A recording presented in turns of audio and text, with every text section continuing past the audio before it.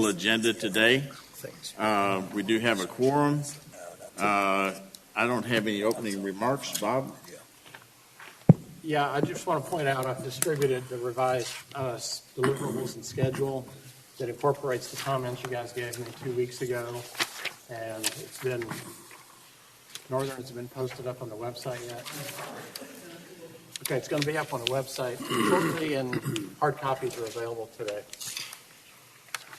Okay. Went around the room that way. Betsy, anything?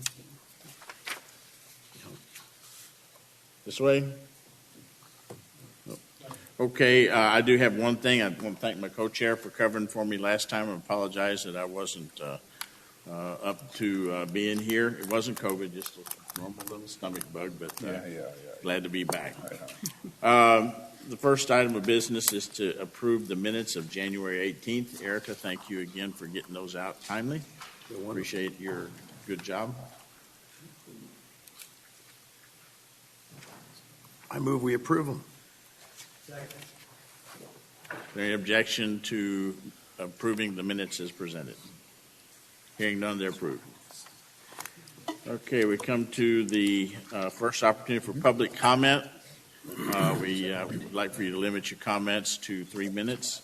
If you would come up to the lectern so that everybody that's watching this meeting on Zoom can have the benefit of hearing your remarks.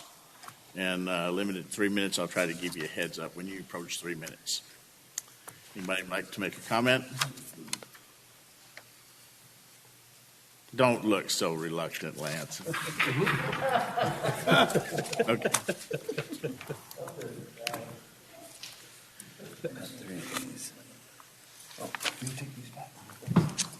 Hi, good afternoon. Alex Rudd, 68 La Concepcion, Kendall County.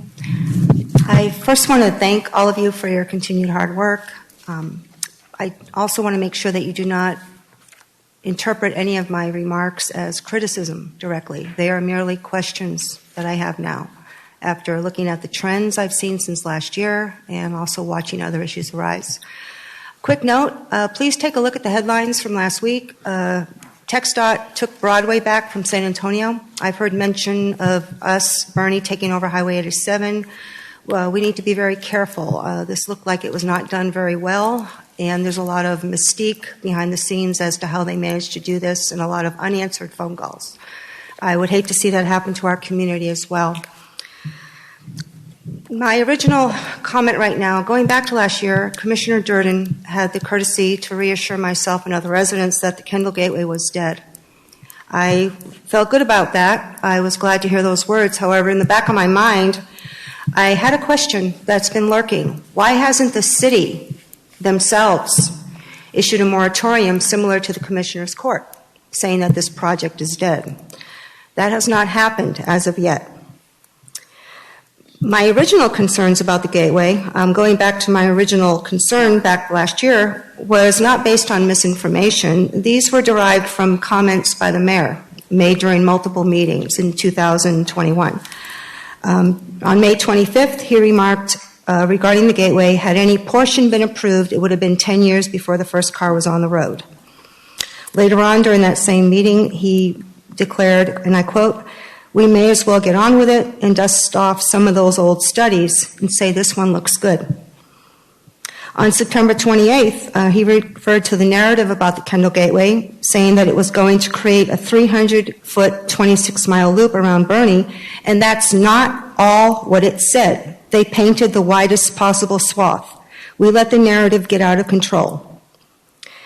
None of these statements are true. According to Jonathan Bean in 2018, he made the statement, the map stood as TxDOT put it on paper. I have a detailed copy of that map. It's 4 feet by 5 foot wide to scale. I can see every creek, every nook and cranny, in even greater detail than the computer maps we have. The Gateway cannot be modified or changed. If we get it, we get the whole thing. What makes me concerned now is as we look at some of these bypass routes, they look eerily familiar. My question to you, and again, this is not an accusation, are we getting the Gateway in pieces? At some point, if funding becomes an issue, is TxDOT going to come back to the table and finish the job? New Braunfels had an issue with part of a loop. For now, they've put a pause on it, but there's a lot of uncertainty as to down the road, 10 years from now, is New Braunfels going to have a loop going around it? Another issue that's very important is looking at these bypass routes being proposed. What about the environmental impact studies? As far as I'm concerned, TxDOT never did a proper environmental impact study for the Kendall Gateway. It was a rubber stamp process, was not done properly, and we need to look at that aspect as well. Do I have any more time? You're over 3 minutes. Okay, I'm sorry. Thank you. Thank you, Ms. Rudd.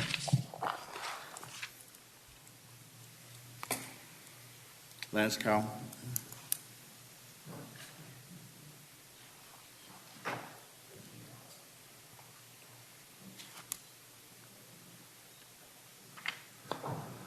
Don, I told you, you've got to lay off those Chinese buffets. They'll really wreak havoc on your digestion. Lance Kyle, 226 Cascade Caverns Road. That's in the Bernie ETJ. Good afternoon, committee members. I already sent you my comments. I hate to put you through them again, so I'm just going to try to abbreviate most of my comments. The title of my comments here is Nobody Wants These Greenfield Roads. Nobody seems to want these greenfield roads. The only people who appear to be in favor of destroying more green space in southern Kendall County are a handful of special interest types, especially speculators, and some uninformed citizens. Here's a list of groups who don't want them. Most citizens don't want them. Local social media posts discussing greenfield roads in the loop are at least 80% opposed to them. This corresponds with the 80% of citizens who voted against forced annexation in neighboring counties in 2018, and 90% of survey respondents who voted in favor of the House Bill 3883 Hill Country PGMA Protection Bill in 2021. There were also 200 to 350 citizens who showed up at each of 5 public gateway study hearings in 2018. And almost 4,000 citizens have signed 2 petitions against the Kendall Gateway and Loop since 2018. That's about 10% of all county residents. Also, county political candidates, none of the county candidates for judge or commissioner sound like they are at least publicly in favor of these greenfield or loop roads. One candidate calls them arbitrary, and others have said that the existing, quote, the existing roads need to be fixed within the city, close quote. Almost all of the major candidates have stated verbally or in writing that they would never use eminent domain for new roads. And remember that the County Commissioners Court issued 2 resolutions against the Bernie Bypass and Gateway Road in 2005 and 2018. Another group, the Groundwater Control Districts, have issued resolutions both against these projects. That's Cow Creek and the Trinity Glenrose in the Fair Oaks Ranch area. Also, this transportation committee has a mission statement that says developing a transportation plan that preserves cultural and environmental resources. To me, building any road through an aquifer recharge zone would be inconsistent with that statement.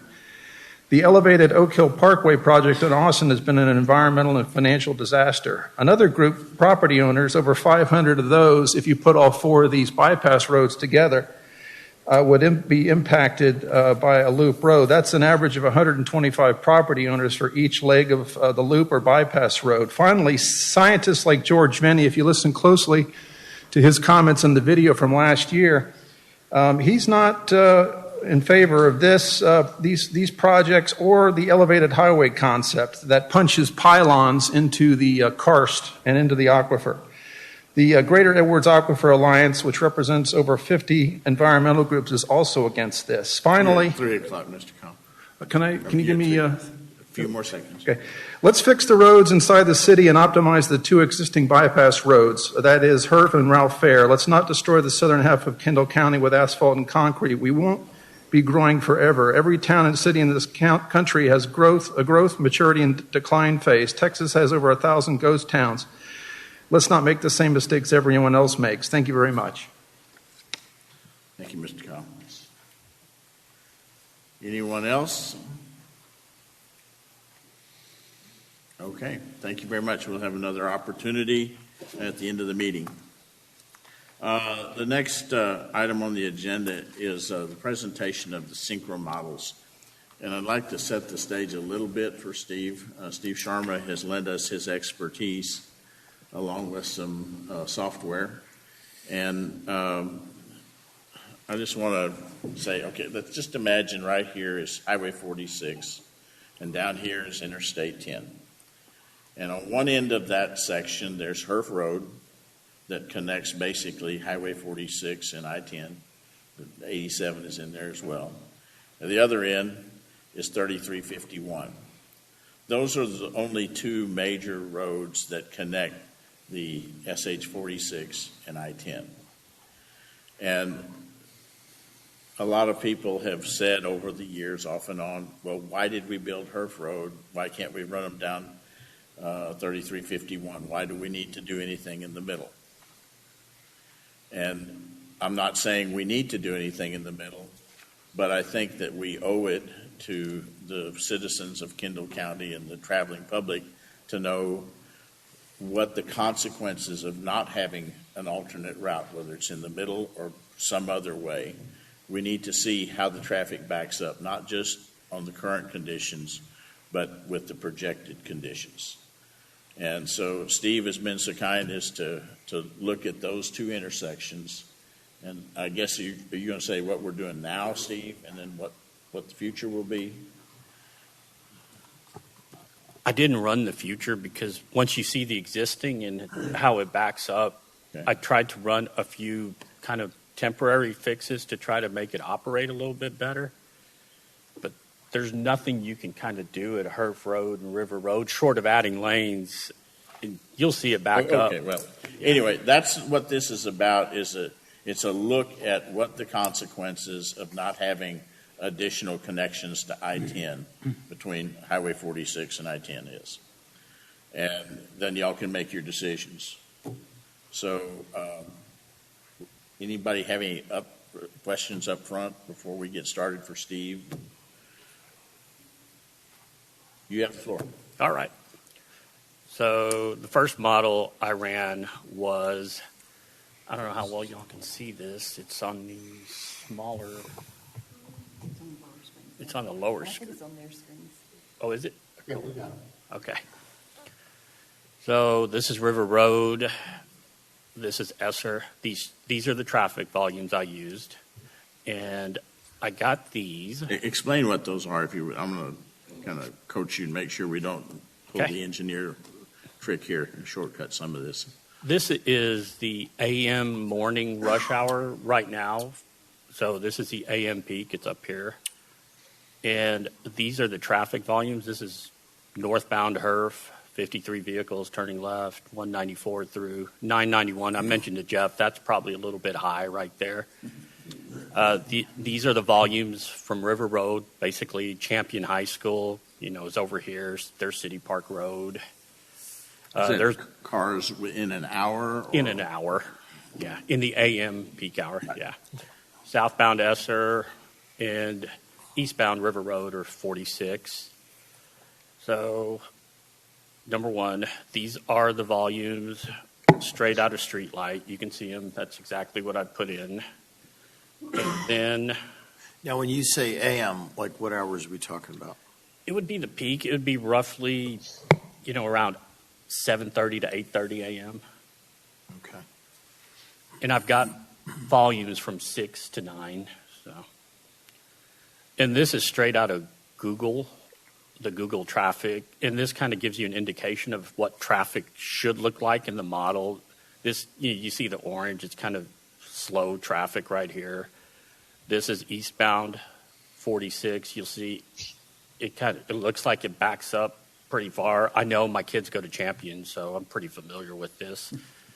This is Herf right here. It shows it backing up past, what do we call that? Oak Park. Oak Park Road, yeah, because I know I come down here and it's always backed up at least to here, and there's some cars backed up here. So you can see all the congestion. So I try to make a model match what's happening out there. And this is what it looks like. There's the time, 7:30. And it's important to remember a traffic model is not going to be exact. It's a high-level view. So you'll see some, not perfect things, but I'm speeding it up because we don't want to sit here and watch it for an hour. I'm increasing it to almost 8 a.m. There it is. It's 8 a.m. And you'll see all the I'm zooming out. This is your Herf Road traffic. The little white cars are all the cars backing up. You got the signal timing from the city on this, It's not y'all's signal, right, Jeff? No, it's it's text text dot. Yeah, it's Oak Park is the city of Bernie. Yeah, the Oak Park is, Yeah. but River Road is TxDOT. But you can we got kinda- it from TxDOT. What I sent you was from TxDOT. so you can kind of see it all backing up along here, all the little white vehicles. It's all the guys turning right. It's a huge movement. This is your champion traffic kind of backing up, coming out of Esperanza and all that. Steve, are you going to go over how many cycles they're going through each direction on It- average? Yeah, we can get a level of service out from this deal here. Steve, can I ask a question? Yes, sir. Coming up to Herb, or up Herb coming up to 46, I see a back of traffic. It looks mainly it's backed up on the right lane, but the left lane, people are shooting through that almost to the light. Is that correct? Yeah, and it's back to this thing I've told you about. It's not a perfect model. There's cars that are trying to get into the right lane, which does happen, and then they'll shoot up that way. It's not quite this many, but this does happen in the morning. Left lane is pretty wide open compared to the right lane. Yeah, because there's a huge traffic volume demand for the right turn. It's like 900 vehicles. I'm going back to the other screen. 91. 991 compared to 194. So that 991, I don't think it's correct. It should be more in the 700 to 800 range. So that's probably a little high, but that's the existing volumes. And yeah, the reason you're seeing those guys shoot over is you'll see further down here, there's some guy trying to get into the right lane, Q jump. And then Is there, sorry to interrupt you, is there a way to share the screen? Because they apparently can't see it. Is there any way to do it? Sorry. They've got it then at the lower level No, on the Zoom. On the Zoom. on Zoom. Oh, Zoom. There it is. Yeah. I don't know if that's sharing, but oh well, sorry. So did you say that most of those are, if it's only going to the right, that's mostly school traffic? I don't know if it's school traffic. I don't know their destination, but based on what I know from doing this, a lot of us do this. It's mostly school traffic. There's, 2,000 kids at Champion and all the faculty members. So, yeah, from what I see, most of the people come down here and turn right to go to school. Which would have changed with the bypass farther out. I'm sorry, I didn't hear. Which would have changed with the bypass 2 miles down the road. We're still going to turn right there and go to Champion. We don't know where they're coming, though. You don't know where they're coming. I didn't do an Haven't origin done destination. Destination, yeah. No. Whether they're coming from Fair Oaks one side or Fair Oaks the other side. Right. Well, I mean, you can take a look at the zone of a school, and it gives you an idea. And I think the issue is, with all likelihood, with a third high school being needed in the school district by the end of this decade, if not a year or two earlier, I know the preference would be for it to be in the southwestern part of the school district. So hopefully that would, just by virtue of that, relieve some of this. That would be the hope, I would think. Steve, could you please put up the numbers that show left turn movements, straight movements, and right turn movements from 46 going west into that intersection? 46 West. So we have almost as many right turn movements as we do left turn movements? Good average, yeah. 400, 398, and 427? That's the volumes I got out of, I'll show you this. Okay, interesting. Okay, 500 going forward. So that's the PM. This is the AM. This is straight out of the street light. So that's tiny here. Let me zoom in a little bit. It's the same number, yeah. So left. And Jeff's getting actual counts to date, matter of fact, you said, right? Yeah, we're actually counting the intersections that we discussed here a couple meetings back, but the city's counting 15 intersections this week. And we'll have video and traffic distribution from all those intersections here in the next couple weeks. Good. Does that include origin and destination information? No, it's just turning movements, pedestrians, and freight.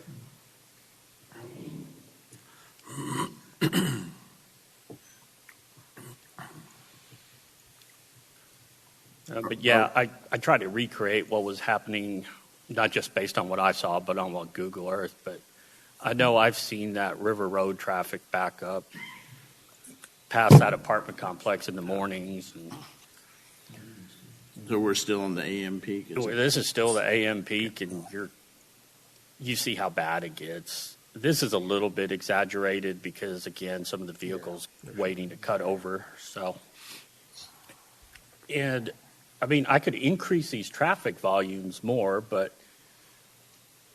it's going to show you the same exact thing. All the cars are going to be backed up. Just that's why then, it's fairly simple to just kind of double the traffic in something like this. So, yeah. And I don't know what else you could do. It just started over at 7:30. I ran it for an hour.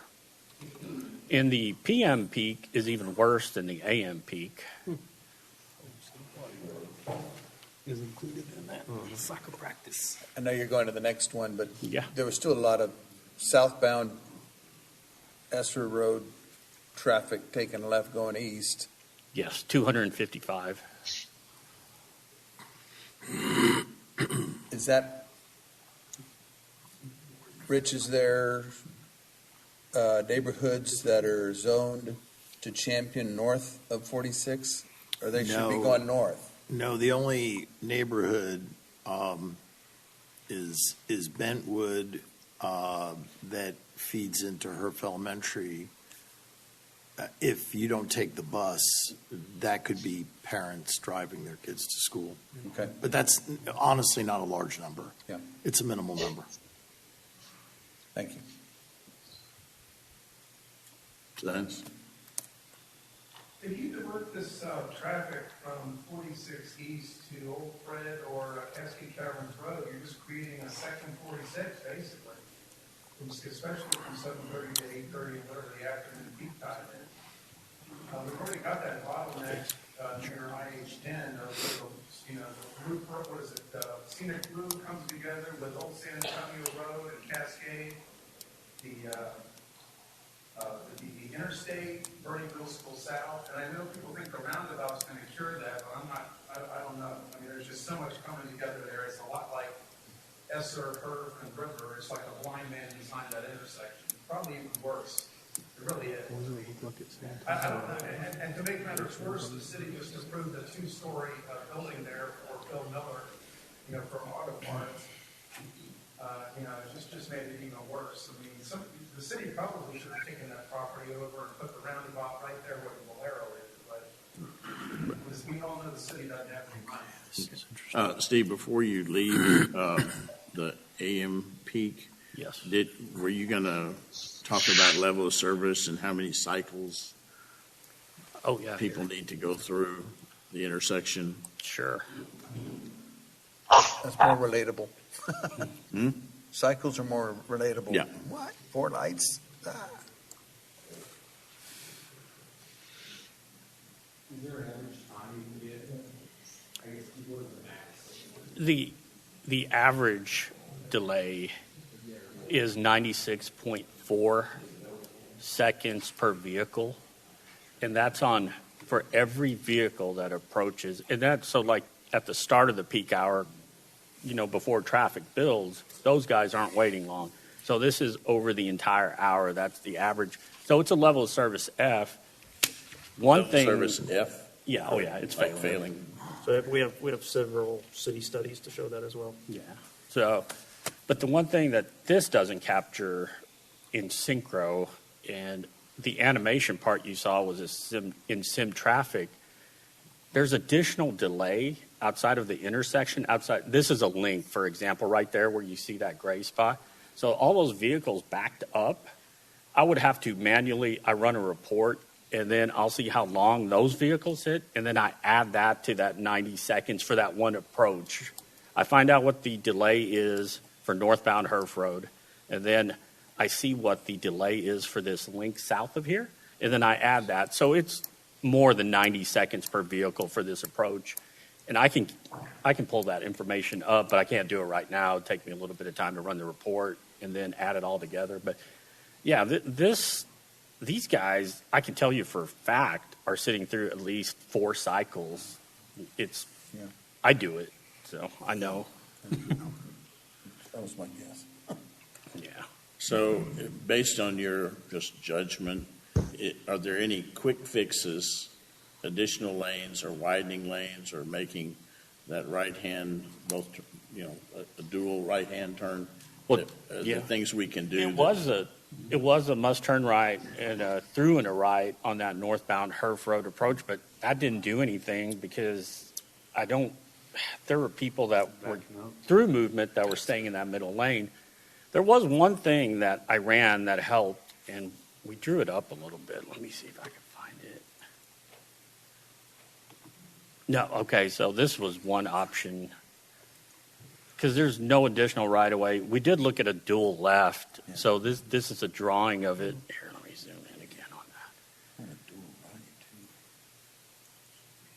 that. And it shifts these guys to the right, but when I ran this, it didn't work either. It still backed up because I wasn't really helping the right, but I was hoping the additional green time for the dual left would help, but it didn't. And I happily show you that model, but it failed. But there was another one we did, and this one, I'll show you the model for this one. This one, there's a painted island right here, and if we could give these guys, there's already 2 lanes here.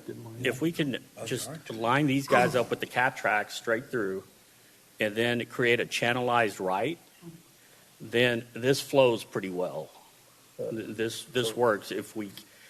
The city's talked to TxDOT about this one. The problem is the southbound Esser making the left turn. You can't stay in. It's too sharp. It's too sharp. It won't make that for WB 62. We've looked at this. That's too bad. We did. It worked well, too. Mm-hmm.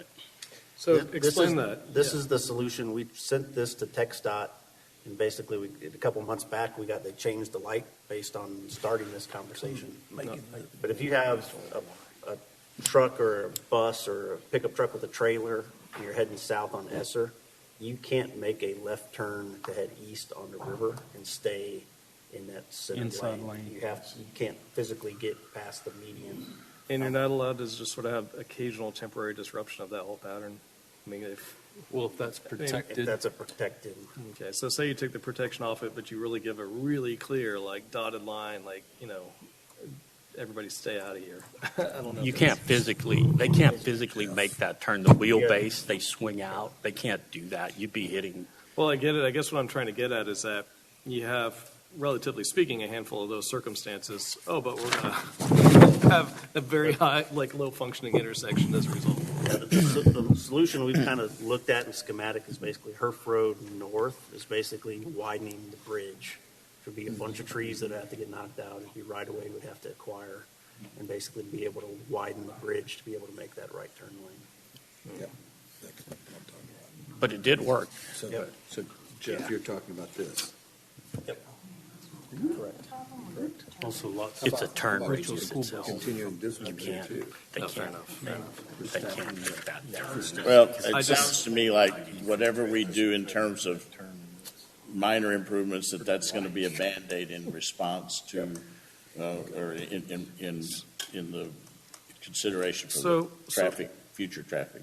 Well, so just for kicks though, Steve, you were sort of showing these, you were running your mouse over, and you were basically starting the turn earlier. Is there no way to just tweak that intersection so that it's not as sharp or there's more room to make that turn? I mean, if you put the stop line way up higher and you took out part of that island that nobody uses because there's no road crossing there, is there a way to null that out? Maybe I'm being too creative. or to create, well, I don't know, when it comes to TxDOT, you never know. Sorry, No, TxDOT. we've done some exercises and it couldn't get it to work. It's a real wide radius when you have to design these for a wheelbase 62 for a big semi truck, and their turning radius is so wide. I don't know. I think they'd be encroaching on this lane of traffic is the big problem right here. That's the problem. Is it possible to get origin destination? Didn't we talk about that? We did. Yeah, I think Don was working on that. We're still working with Streetlight to get a license, and we're doing a sample run. Okay. Probably get one next week. I believe it actually is on this particular intersection. And we'll get that information. Didn't TxDOT just recently restrike that connection from Perf turning right to 46? Yes. It used to be a dual right-hand Well, turn. they changed it to a split phase where now you can make right turns. When westbound River is making a left turn, you can now have a dedicated right turn onto, so that actually, it helped. It increased capacity. It increased capacity because that right turning movement is, you can see here the 991, or there's so many more people turning right. Okay. It basically gave them 2 times in the cycle of the signal. They have 2 times to turn right now. It's almost a free right. Yeah, It's almost a free right turn. correct. So all the models were based on not expanding the roadbed at all, even though the city owns almost all the surrounding roadbed? Well, candidly, actually, the Nature Center owns the area we call Sheep Dip, which is at HERF as it comes into 46. So we'd have to have some careful consideration around that on our end and discussions, I suppose. But I'm also just looking at all these alignments. I'm just thinking there's this huge triangle of vacant space, dead zone, that I'm starting going, well, are there ways to adjust the alignment and facilitate the? Then the Nature Center property and the nursing home property are where right-of-way would be needed. Mm-hmm. So what about the property? It's all the west side of Esser for quite a ways. This is AM They're stuff. expanding it west and expanding 46 north. There's a lot of property owned by the city right there. So no models were utilizing any of that property? Are you talking about that area where the old number 9 parking space is at the beginning of the trail? They own that, they own the How does that construction improve yard, the they own intersection? That's upstream of the intersection, though. That doesn't improve the intersection part. Unless it realigns. the roadbed, yes, and you have to be turning like This? No cars coming in there. So what is that No, property I didn't that's turn it in the just right of way for at this is a Longhorn curve. Cafe? So important to That, make it is that line. a You'd have to get the drainage right of way over area? here. That's that field? All environmentally I mean, sensitive as well, so. What am I looking at It's there? as I understand it, that's drainage. Yes, I think it's city right of way, and I think they've been hesitant to want to establish anything like a neat planting thing because I think they want to keep their options open. That's just my sense. Is that Maybe true, I'm wrong. Jeff? I'm trying to understand. You're So- talking the big triangle, the big dark gray triangle in the picture? Well, and even to the the northeast of it. northwest of that, to the northeast of that. But between the connector and the It's restaurant. city and TxDOT right away, and we're trying to leave it thinking we might need room for future road improvements, but that's one of 4 corners that we need land from. Okay, but I guess what I'm saying is it today that is the need? Yes, but that section of the turn isn't the controlling. We already have a really nice right turn lane from westbound River to turn right onto Esser. Well, I think we're playing with the idea of if you were to take this whole thing, right now we're sort of saying, oh, just tweak this one piece. But if we went more holistic about it and we utilize some of that space, I think to a member of our audience's point, use a little bit of that other right of way that goes up against that parking area. Are there ways to tweak that intersection to make some of these turns? It'd be hard from a geometry standpoint. You're going into a curve, and then you've got to straighten out right here. So you would be getting into this right here as well. And then talk about environmentally sensitive. This is all, On that side, yeah. it still runs off over there. And so I think, I'll just offer my opinion. I think that there are a lot of little tweaks we can do that some of them may have some marginal improvements, but I don't think we're going to change radically the operation. I mean, I think we've had engineers from the city and TxDOT and private consultants look at it. It doesn't mean that it can't be done and there wouldn't be some minor improvement. But right now, we're just looking at this to kind of understand the context. And so I'd like to kind of move on to the afternoon, and then we can look at the other one and then maybe discuss. Hey, Don, are you able to hear us on coming from the sky and Zoom? Okay. You sound like God talking. This is God talking. I'm trying. I guess my video's being weird. I tried to turn it on here. I don't know what part it's. of you. It's kind of creepy. Your beard. Yeah, that's really weird. Okay, I don't understand how. Oh, you know, it's on the wrong camera. Here we go. Here I am. There you are. Hey, everybody. So I just wanted to ask, I think there are a lot of really interesting questions around these models. I apologize I couldn't be there today. I have a sick kid and some stuff going around the house. I didn't want to potentially get other people sick. I'm wondering if it'd be possible to maybe have a little breakout meeting specifically on this topic with maybe a smaller group. I don't want to generate a subcommittee, but I personally would be really interested in hearing some ideas and maybe come up with one or two alternative solutions that we could play with for this. I mean, there's a number of ideas that I've heard talked about that I didn't necessarily see here, but maybe they've gone through all the different iterations. And then the big thing would be, what about a couple of significant redesigns? I don't know if that's a capability that we have here, but what about a roundabout, or what about a displaced left turn, or some other sort of options? I'm just curious to hear thoughts on that. Well, I think we can look at it. I don't know if Steve has the time to look at this. I ran a roundabout just for fun. I showed it to her a long time ago, and it miserably failed. So, But it wasn't one lane. Yeah. I think it would be helpful to answer some of the questions in a breakout session, as you said. Jeff, is that something you could have? I mean, you probably have more experience with this intersection and know what's been looked at and Yep, definitely so. and the changes. And again, the part I would say is that, again, we have actual video camera counts coming this week, so in the next couple of weeks, we can tweak the model to match today's traffic. Okay. And can do something there. But yeah, because I've seen several different iterations of trying to improve this intersection by many people. Yeah, definitely would want to sit in on that. What is this, I've heard a few times mentioned about a major redesign of this intersection that raises it 10 feet?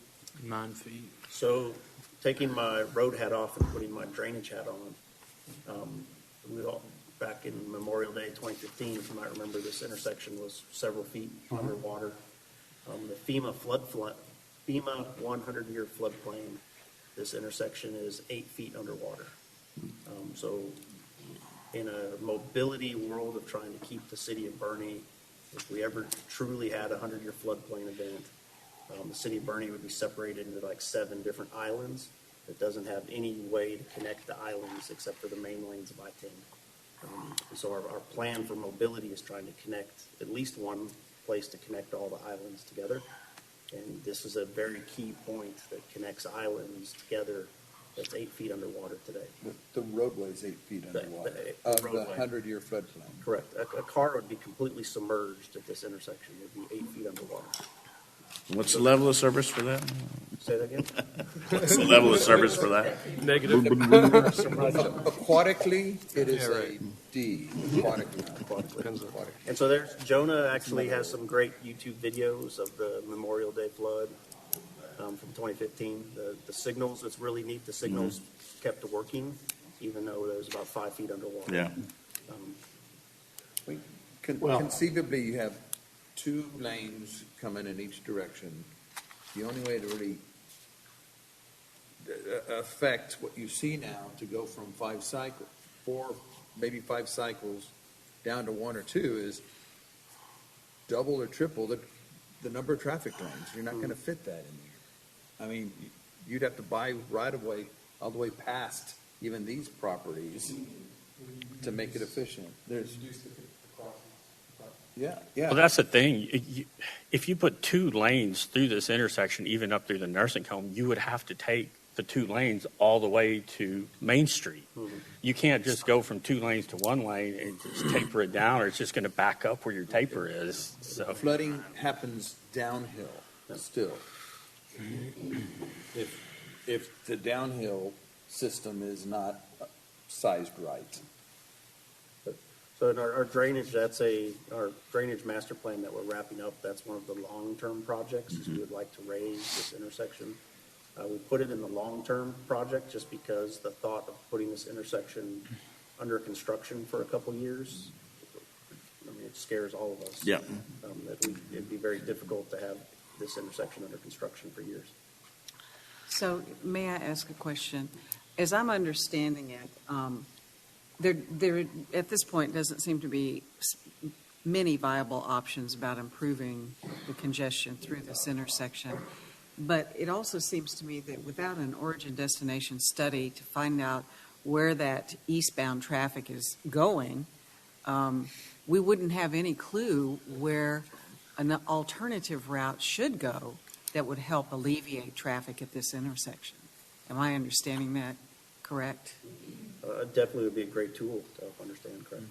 I mean, because if you just randomly put a road somewhere, you still don't know whether that road's going to help alleviate this traffic, because we don't know where those people are coming from or where they're going. Correct. I think it's a reasonable request. The request, I do think the request needs to include, because I did read the text dot one, unfortunately, in the G word thing study. And it needs to differentiate folks coming from outside of, east of Ralph Fair Road and south of Ralph Fair Road on I-10. Differentiate those folks coming into the area versus folks that are just moving in and around Bernie and Fair Oaks area. So there's 2 analysis that need to be done to take everybody in that area, and then another one that's done for folks coming in from Bulverde and. Basically differentiate between local and regional traffic. Yes, sir. But what I'm saying, though, is that there was a suggestion made that maybe this is high school traffic coming in from Fair Oaks. So what I'm saying is if they're coming in from Fair Oaks, why are they using that route? What's going to help them choose an alternative route? Or will this be their route regardless? So the other departments in the city have that software that I've talked to you about that's using cell phone GPSs. We could put in, for the next meeting, I can show you the report running Champion High School and Bernie High School, and it'll show heat maps of which roads everyone's coming and going. So I've looked at that. I just don't have those reports today. Okay. But I can provide that. That's something we've had and we've looked at. Because I think that would help. I mean, if, where do those people need an alternate route? No, I can do that for all the schools in the city limits. I agree, Bitsy, but for example, if I take my kids to school, I'd rather take Old Fredericksburg Road than the frontage road, even though the frontage road is a little quicker, just more peaceful to go down. Sure. So the O&D study is not going to tell us why they're going there. It's just going to tell us point A and point B, and that's it. It's not going to say, why aren't they going around this way instead of this way? It won't say that. Well, it won't hurt to have the information. We can draw our conclusions. Useful information. I totally agree with you. We need to do it. Yes. Most definitely. Rich, can I ask you a question? There's 1,300 some cars coming through this during the morning rush hour. Would there be any reason why any cars would be going from east of this intersection to Bernie High School or Bernie North? Are there any school district I do it. attendance zones out I do there? it every day. Okay, you're coming from where to where, Jeff? I live east of this intersection on Highway 46, and I'm zoned middle school north. So I take my son to middle school north every morning through this intersection. That's one of my questions. So you're going down south on Herf. But I come in River Road, I make a right onto Esser, and go to Esser every morning. Turn on Blanco. The big Back numbers, Main Street. based on what Steve showed us, the big numbers are people turning right on River Road from HERF. So like In the morning. Woods of Bernie and I think Champion Heights, even though they're right across the street from Champion, go to Middle School North and go to Bernie High School. Yeah, but high school, there's choice. They can go wherever they want. But right now, Rich, look at the folks coming down Esser headed south. Right. It's crazy, and that's not school traffic, apparently. No, it's not. Yeah. And But this I is mean, the that's the way, PM. that's the way I go to work. Oh, this. Oh, actually, PM. this is PM right You there. know, I changed it to PM. It's still not kids leaving school. Yeah, I do think some Bernie High kids come down. Back this? Yes, sir, for sure. Definitely so. I've It seen it. stacks up, I thought stacks everybody up all the was. way past the road. What hours, I thought the school- what hours is this traffic flow, Steve? This is about 4:15 to 5:15. That's All about right. the peak. It's Well, right. then part of that coming south in Esser at that hour would be Bernie High School kids that live east and go east on River Road. But I'll tell you, I live right near Bernie High School, and this intersection is a mess from 4 o'clock till 6:30. Yeah. And you only have so many cars that could make a left off of Esser. It's just a terrible backup. And when you look at the numbers that you showed, it's not even that huge a number of cars. It just shows you how slow it is to turn To get through the intersection. left to get Yeah. through that intersection. It's 4 or 5 awful. cycles. It's a dysfunctional intersection. Well, it's because the green times there's a lot of green time to this left and a lot of green time for northbound HERF. And so these guys get about 20 seconds, and that's about 10 cars every cycle that can Yep. make it. And it's a difficult turn to make, even if you're not in a school bus or a trailer. But it just started over. But it gets, at about, it's just every approach backs up. And it's this simple to, I'll show you. I mean, I didn't mind, I can increase the traffic growth factor. I can go 1.50. Whoops. This is PM, correct. So all the traffic volumes I've increased by 50%, and then hold on, let me save that.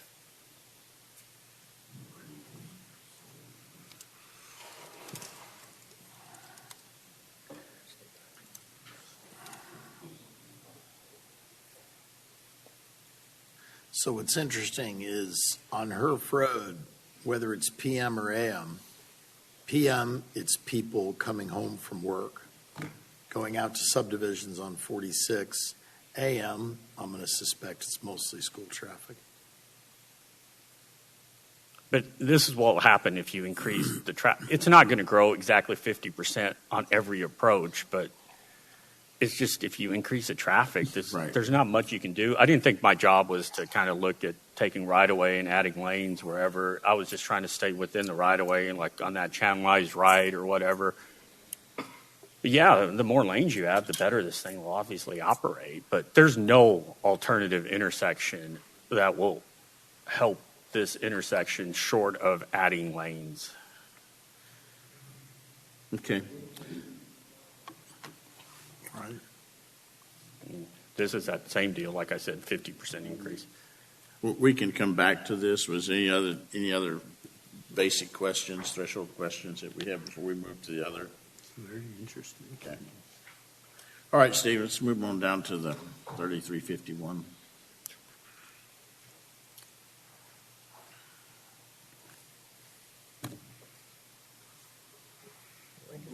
Oh, Rankin? Come on over here. We saved you a seat in the corner. I warmed you a comfy chair. Put them in timeout.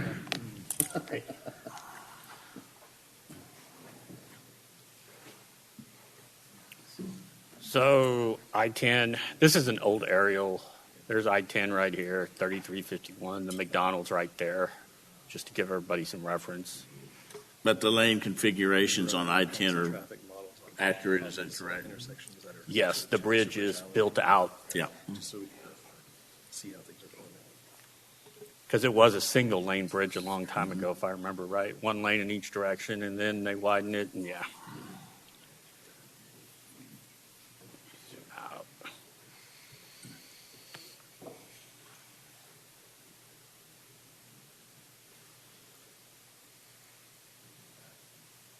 And I didn't do the PM on this one. I just did the AM because I ran out of time, basically.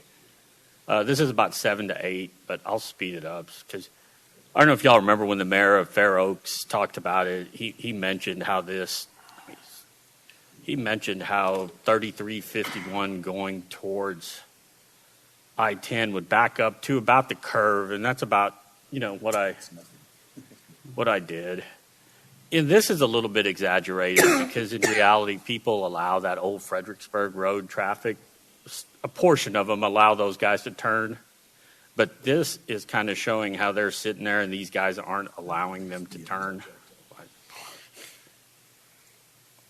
They're not getting out of there, but these guys just back up.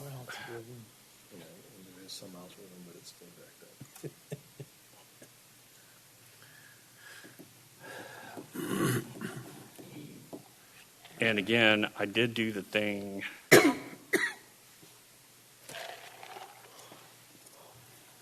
sure.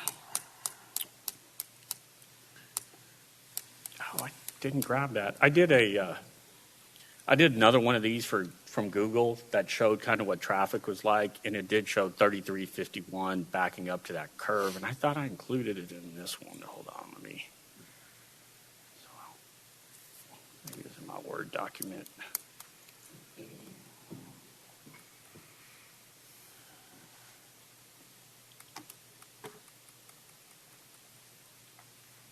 No. Huh.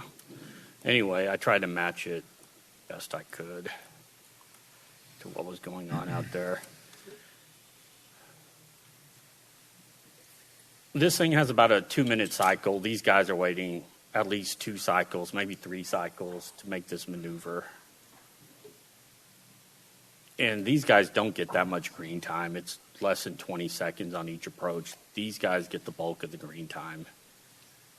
I've seen it often go to Old Paseo Way. Can you just show us where Old Paseo Way is? Let's see. It's way back. Way up.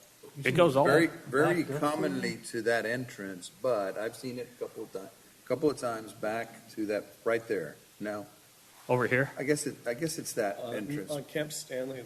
I remember seeing it at Old Paseo. Maybe it was a fluke, but It's a little bit further up. Old Paseo is probably it's the next. It's by the school, isn't it? That's it right there. It goes back that far? I never. I've seen it twice go back that far. Oh, because it used to curve through. But that's typically in the evening, like at about 5:30 or 6 o'clock. And I didn't run, this is the AM, I didn't run the PM. I ran the AM just to. So Bobby, you're saying There's that been 2 lights because of the dual turn lanes. Sorry, I didn't hear you. Since they've added the dual turn lanes, that even if it backs up to around the corner there, it usually clears out within 2 lights. That's what I've seen. Oh, no, if it backs up to here, no, but I'm saying it about here, that's 2 cycle links right in this area. If you watch the cars, it's about 2 cycle links. Steve, Yeah. where, can you pull that whole intersection out? Most of the cars are headed to San Antonio? Or? Yeah, so this is I-10 going into San Antonio. So you're coming down 3351, go down here, dual left, it comes down here, and I didn't put the on-ramp to I-10. And Rich, your watershed for your school district doesn't go down this far, does it? That area, that intersection is not in the school district. Yeah, all these guys come down here, they're turning left, and then they get on I-10. So Bobby, Yes, ma'am. you say you've seen it backed up to Old Paseo in the evening? In the evening, at about 6 o'clock, I'm rushing to P&Z. I'm on the P&Z commission for Fair Oaks, and I'm rushing to P&Z, and it's about 6 o'clock, and I've seen it once or twice. Do you think that's local traffic? Or do you think that's coming off of 46? I couldn't tell you. I mean, that just. Seems odd, doesn't it? When I did look at this previously, all that green time, there was a huge right turning movement right here. And so these guys, got a lot of the green time, so I could see that these guys would back up. But that's a long way. I could be wrong, but I do know that at the entrance right there that you just passed, that's very common. I think it could be Yes, right that if there's a problem on I-10, that could make that back up. That could be it, yeah. But I've seen it backed up though also, a number of times, back to the Camp Stanley entrance. Yes, sir. For sure, Camp Stanley entrance. That's pretty regular. And it makes people cut through Uris Creek or whatever. They start cutting through the subdivision, and you see people darting across. When you're trying to go northbound on that curve, all of a sudden somebody's darting across trying to cut through the neighborhood. I try not to hurry the meeting because I'd like to be at the meeting. And our mayor's here too, so I got to say that. So the problem there, Steve, is, I mean, the bridge is about as wide as you can get. Absolutely. And so that's the effective bottleneck, if you will. You can do whatever you want on 3351, and it may shorten the length that it backs up, but it's still going to create the delay. Correct. If you can't get through across the bridge. One lane, one south. These were actual counts from 2016 that when I looked at this. So back then, before there was, here's I-10, this is 3351. This was in the PM. There was 644 cars turning right in the PM. That's where the majority of the traffic was. And there was a decent amount, but this area has grown a lot since 2016. I'm surprised at the volume of the westbound traffic. I mean, it's in the 400s. Yeah. That's what I'm trying to puzzle through is it seems odd. There's not a lot of industry in Fair Oaks that people would travel to Fair Oaks.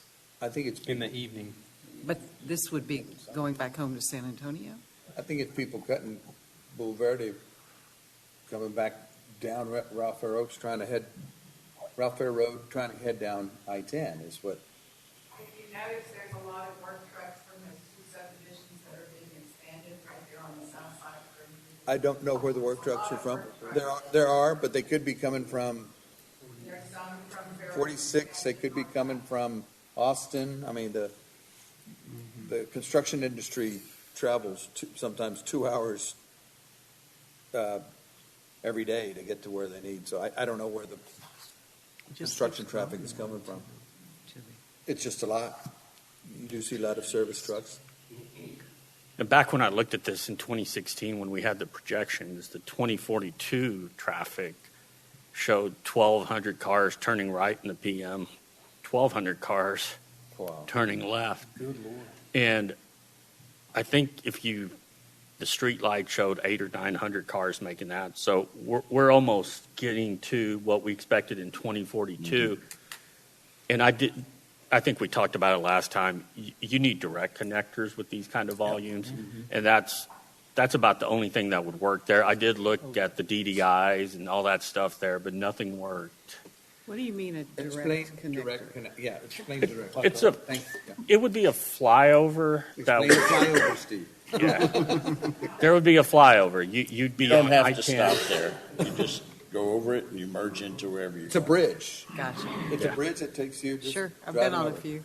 Like I-10 to 410, things like that. But yeah, there would be a flyover that would go I-10 and land you down here on 3351. There would be another flyover that would take off before Old Fredericksburg Road, curve around, and bring you down about here. Elevated road. Maybe coming further. back up and over.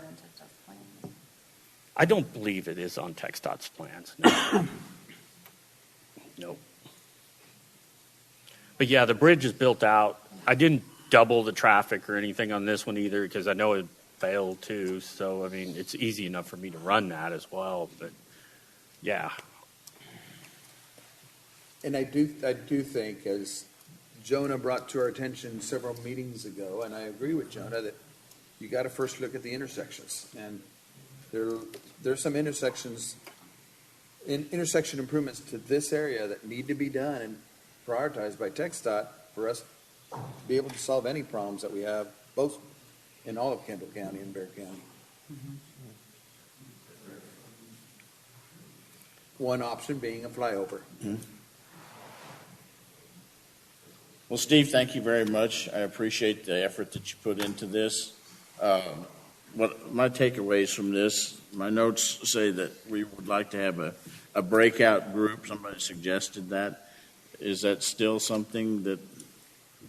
I'd like to second that recommendation as well. I think I mean, I know, Jeff, et cetera, you guys know your business, but at the same time, I think we just want to see if we can find alternatives somehow. I think it'd be helpful to have the new counts this week, and that'll be helpful. And can you all hear me? We can hear you. I wanted to add, I think, I think this modeling effort was really, tremendous, and thank you all. Thank you so much for getting this pulled together. But I also wonder, I know you're trying to stay within some constraints related to right-of-way and stuff, but I wonder if kind of letting ourselves explore some other options might be, worth it, considering that's the wide nodes, narrow roads concept. Let's explore a variety of options and see what we can do with those intersections. And I would support. I'd love to get together if Steve's willing to do it. To get together at to specifically discuss a few alternatives and create more work for him. Well, I'll double down on that. Is that if you're looking at it as we have to do that or do a greenway development, which I'm not saying it's really that clear, but still, it's one of those ounce of prevention with a pound of cure calculations. So that's where we start looking at those options. Okay. Justified.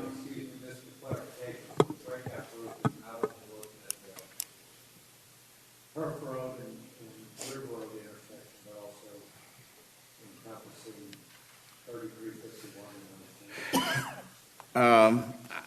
I don't know if that's, you think that's worth looking at down there? I mean, we have very little control. I don't think we have any kind of control at 3351 and I-10. I mean, I don't even know, like I said, even on River Road, you got to think about it.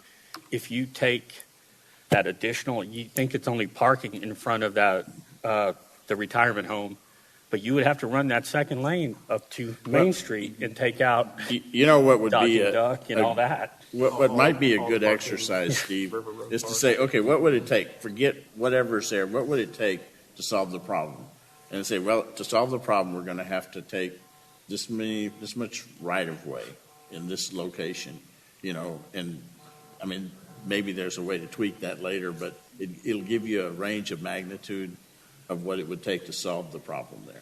Yeah, we can copy parallel 20 feet and show you dodging duck and all that parking being gone, and I don't know. So who can take responsibility for setting that breakout session up? I'm not a people person. You need to talk to people Jonah. looking at me? It was Jonah's suggestion. There he is. Sure, it was my idea. I will send out a doodle poll to the committee email for times, and then once we have a time, we can put it on the website, I guess, and so public are able to attend and know when it's happening. Okay. Does that work? Thank you, Jonah. I appreciate you doing that, Jonah, and just keep me informed so we can put you on the agenda at the appropriate time. Okay. The other Sounds good. suggestion that came out of this exercise was to grab the origin destination study information for HERF and SH46, and I think Jeff's working on that. I think we'll be working on that and get that to Steve as soon as we can. Is there anything else that I missed that we need to come back and look at on this intersection? Okay, thank you very much, Steve. We look forward to your future reports. Well, are you ready?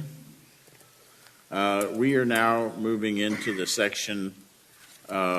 We have gone through the initial consideration of crowdsourced suggestions that were deemed fairly non-controversial. we are down to some crowdsourced comments that are likely to be controversial in Northern's judgment. And there's 13 of those in the southeast quadrant, and there's 3 of them in the southwest quadrant. So I think we're just going to peel off and take those 3 on the southwest quadrant. I'm actually going to start the other way. I'm going to switch them around so we make sure we get through all of South. You want to do southeast I'll do first? south. Okay, that's fine with me. Okay. Especially Yeah, since we'll we have. go as far as we can. Yes. And I'd like to let Northern describe what it is, and then at some point, somebody can say, we need to get rid of this, or we need to carry it on for future consideration. All right. First, we're going to have a few that I did actually flag for just Fair Oaks, and I apologize, I was not here that day. So these will be not necessarily controversial and hopefully pretty quick to get through. These are comments 49. I told Jonah I would give him the numbers. 49, 215, and 216. These are all involving 3351.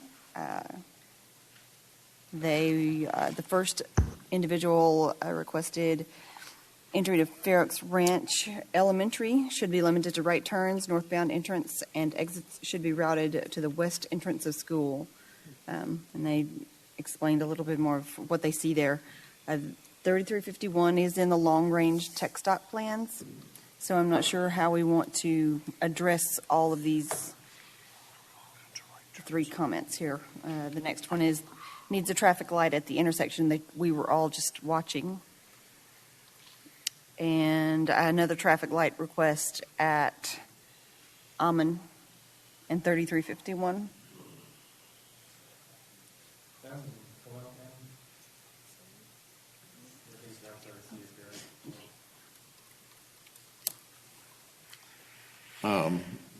And most of those are outside Kendall County. I think, is this last one, is that inside or outside Kendall? Comal. It's in Comal, okay, yeah. This one. So this one is outside.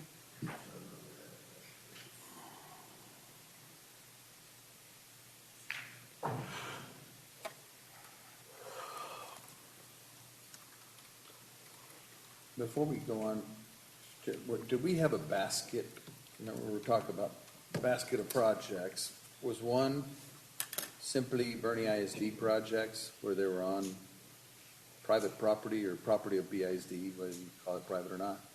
Okay, because I did see one that would be BISD, and that's the one for Fair Oaks. Oh, This one. The right turn. Is that, because that's not on Fair Oaks, that is entry for, should be limited to right turns on, Fair Oaks Elementary. that's restricted movement on Ralph Fair Road. I am wrong. That is a text dot decision. So is this one saying that you would only take a right turn into elementary and you would come out the back end of it onto Dietz Elkhorn to get back onto 3351? There's 2 Via a recommendations light? on this one. That's right turn, restricting movement on Ralph Fair Road into ISD property. And the second comment, there is enough, if y'all can't read it, there's enough land to make a road through both streets around the school to facilitate. That's a piece of Bernie ISD property, isn't it? What I recall. So they would have to decide to change the configuration of where they run the kids. It's a stacking question. I believe so, yes. That would, it's an idea that I, Is the problem that the queuing occurs on 3351 and they're trying to move the queue onto school property? And there's two queues. There's one off of Chartwell where a lot of parents go, but there are also a lot of parents from Paseo, from Stonehaven, and Cielo Ranch that try to make a left turn onto the queue, which is what this is showing at spot 49 there. There is a TxDOT schematic for 3351 that they were working on that I'm sure that they might be looking at the issue at the school because when I was looking at this, we did traffic counts at that school, and there's a consultant that they had working on this area, so.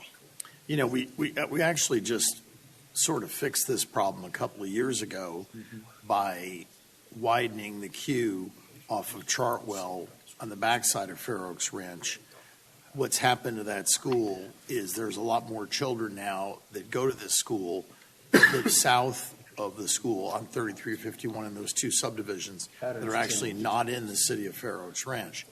And, you know, if you force them to all go on to Chartwell, to Dietz, then Chartwell, you know, then you're going to have a tremendous backup on Dietz, which is what we had before we widened the queue in the last bond. We put some money, and we worked with the city of Fair Oaks to solve what had been a bad problem of backing up on Dietz Elkhorn. So I understand wanting to get cars off 3351, but I'm not sure that dumping them on Chartwell and the other queue is the answer to this issue. Plus driving them through school district property from point A, one corner of the property to the other corner of the property, which is I don't know the situation, but maybe a safety hazard too. Well, there's a comment here on the projects planned in the area, to Steve's point, TxDOT long-range plan to expand from 2 to 6 lanes with a center turn lane, bike lanes and sidewalk by 2030. Does that kind of make this moot? I think it's outside of our scope, to be honest with you, for this committee. I mean, It's either TxDOT or ISD. yeah. I agree. Still can make a recommendation to one of those entities. And in response, Bob, in response to your question, I think the improvements that this person is suggesting can be done if it's determined safe and adequate with the existing conditions or the future conditions. So I don't think we need to wait. We could make a recommendation just now for somebody to look at it or something, to consider it. I don't think the future improvements would help. It's not going to cause BISD to open up their driveway from the front of the school to the back of the school at Chartwell. So what was that decision? Do not include. What are we talking? I think it's a divided consensus at this. Shall I put that as a needs more discussion? No, we need to resolve it. I mean, my point in saying we really ought to take it off the list is, if you look on your agenda and you see what we're doing that can relieve current congestion, this group, the people that we answer to, except for Fair Oaks, there's not much they can do to the situation that will relieve the congestion. I think it's a great suggestion. It's just kind of outside our purview. And maybe we can pass it along, but I don't think it's going to become one of our final recommendations. If it because of that, Commissioner, and because the traffic light at Ralph Fair Road, we took off the list because it's Comal County. Truthfully, this one's in Bear County anyway. That's another. Bleh. But it's, never mind. I'll let it go. No, keep arguing. If you're a city councilman. It seems like, Rich, I don't want to pain you or the school district, but it is a school district. And the problem is that school's impacting 3351. The queuing and the stacking has to do with that. And that happens all over town. Happens everywhere.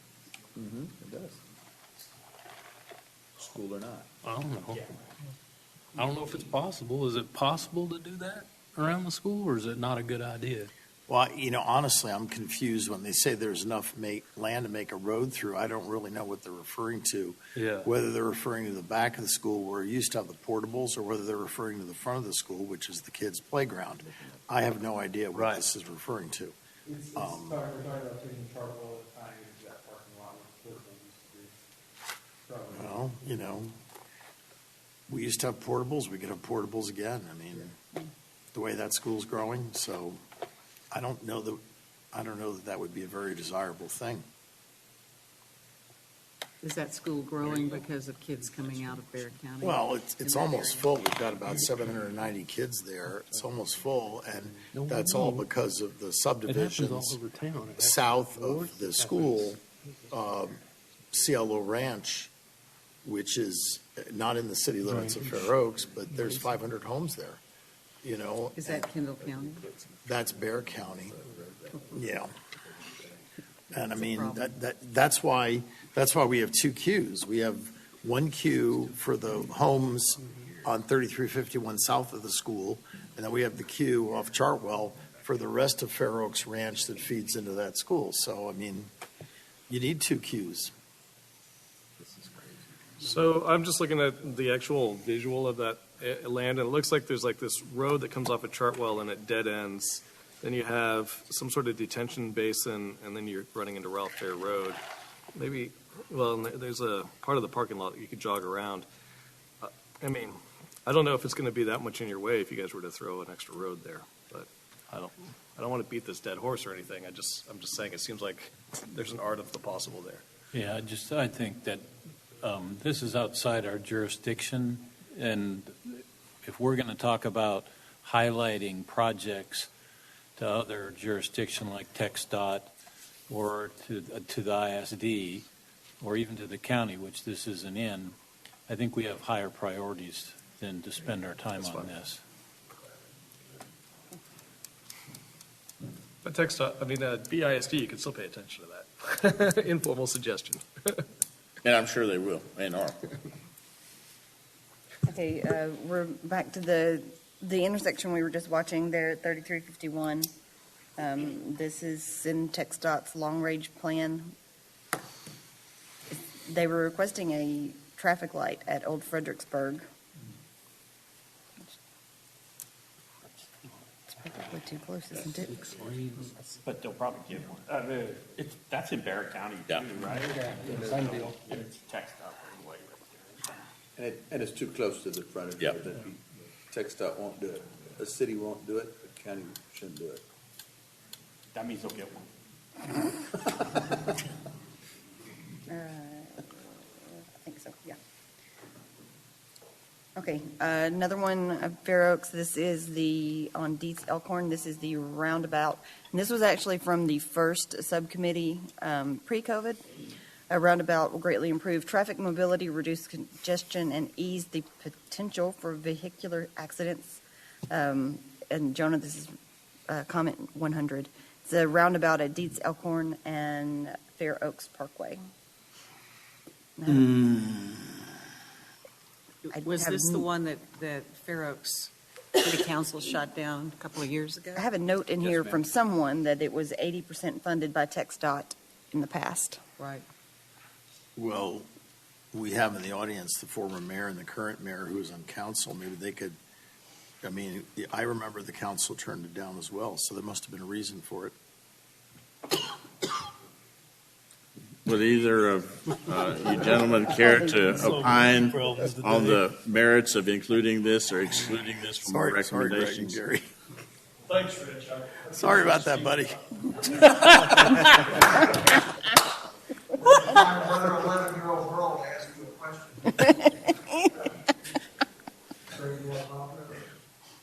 The council did consider it. It was probably a year and a half, maybe 2 years ago, it was brought before the council. I'm not sure it was 80% funded by TxDOT, but I was thinking it was more in the 50-60% range funded by TxDOT. We looked at the traffic count and the number of accidents that had happened in that intersection.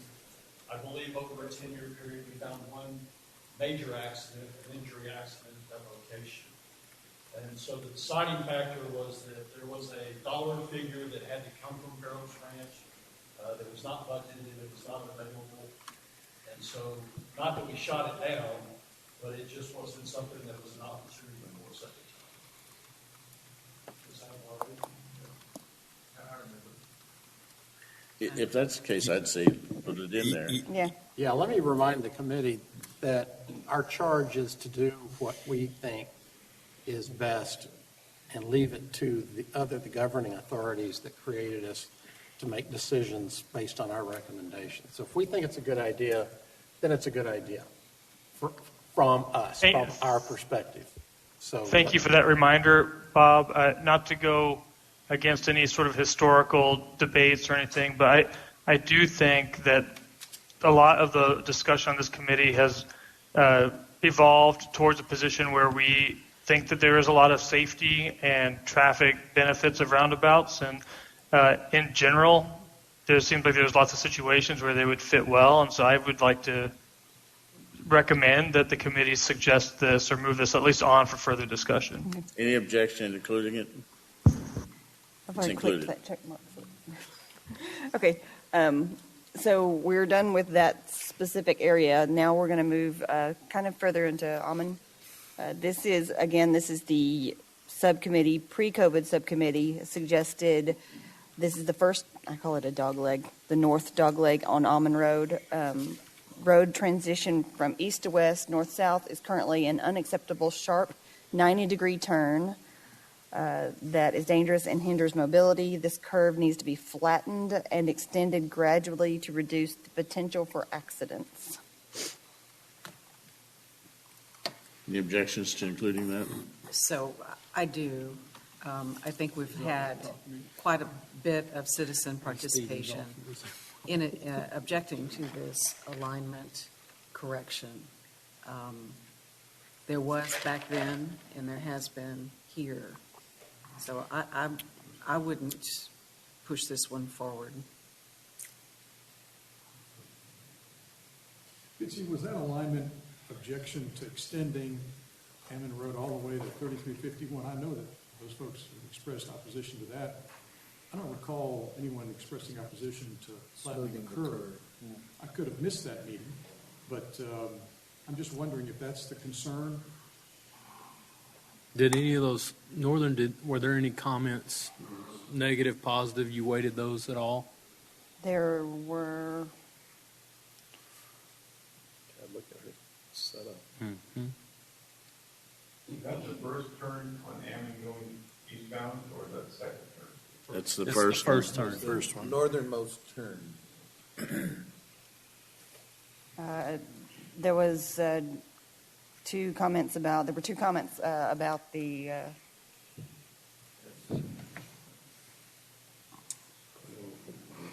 think private land.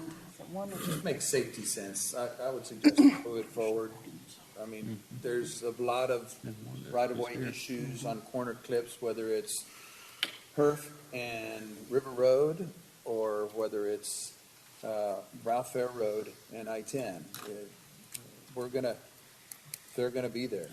I think this is in its independent recommendation, it makes sense. It makes a lot of safety sense. That just keeps the traffic going faster versus slowing it down. And I don't understand it's more safe for that to be flattened than the other one's not. That is your opinion. My opinion is you can't idiot-proof a roadway, and those folks that are going fast are still going to go fast, and whether it's a sharp corner or if it's curved a bit.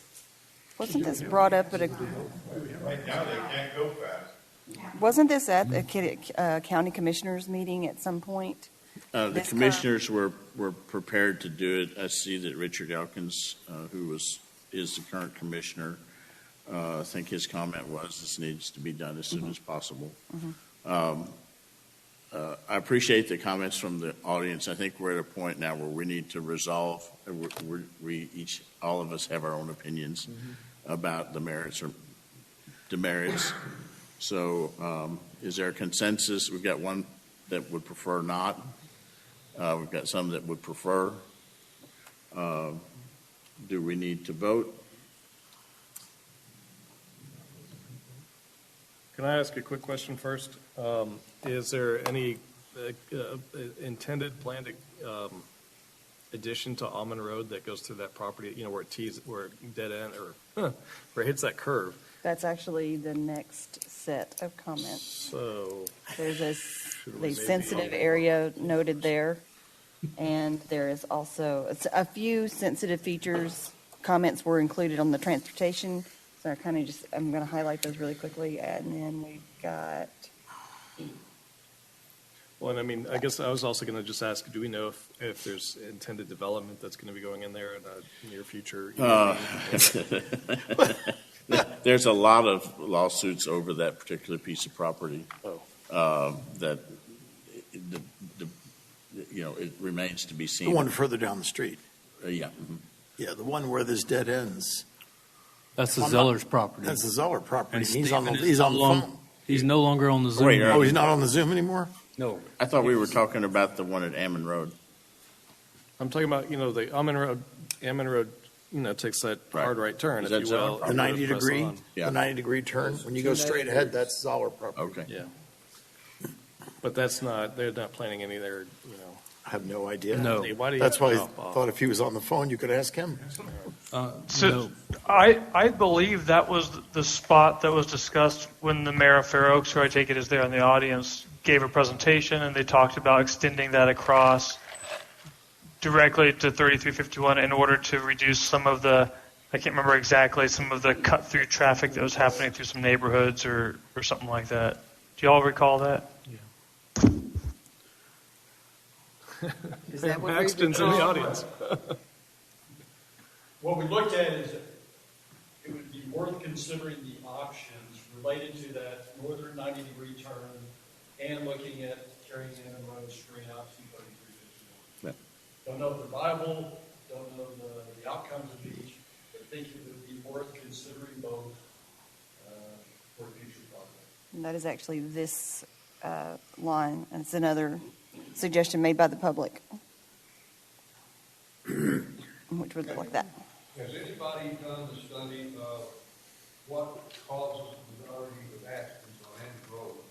Because I drive that road a lot. I used to drive it 3 times a day. And I'll tell you what, it is the teenagers who are speeding and passing people on the uphill side. I don't think I've ever seen an adult in an accident between 46 and around there. It's all the kids that are speeding and they stop trucks and they shoot their trucks. And we had someone coming to our pasture a few months ago.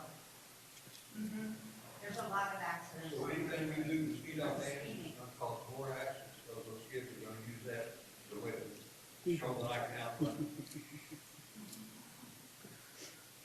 So with 116, the comment 116 with the turn, what was the consensus? Was there one? Well, based on the mayor's presentation a couple meetings ago, I think both options ought to be considered. I mean, whether they recommend it to move forward, I can't say yet, but I certainly wouldn't take it off the list just Gary? in my position. Well, as I said, I'm in favor of putting it back to the deciding body to let them examine it. Two crashes there. Let them work through this.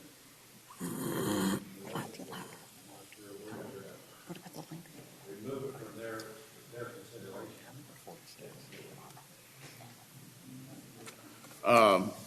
Okay.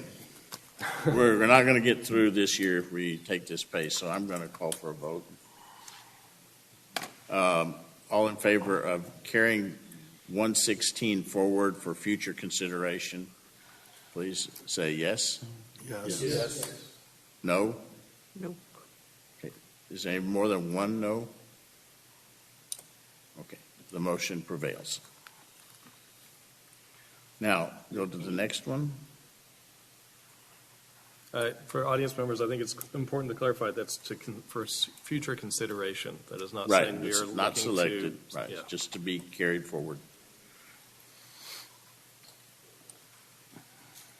The next one is 115 or 15? 15. So this is the straightening of Ammon.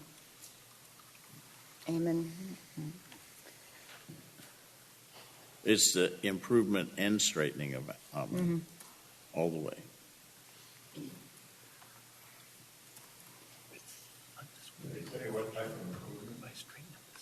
No.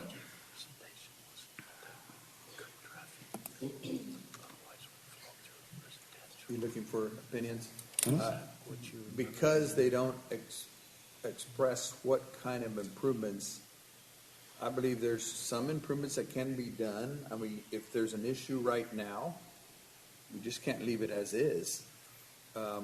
Looking at 15, I see different things you can do other than 15, but I do think if Almond Road from one point to the other is an issue right now, it should be carried forward as an entire project, regardless if it goes all the way out to 3351, straight or curved, or two curves. It needs to be considered by a larger body than this committee.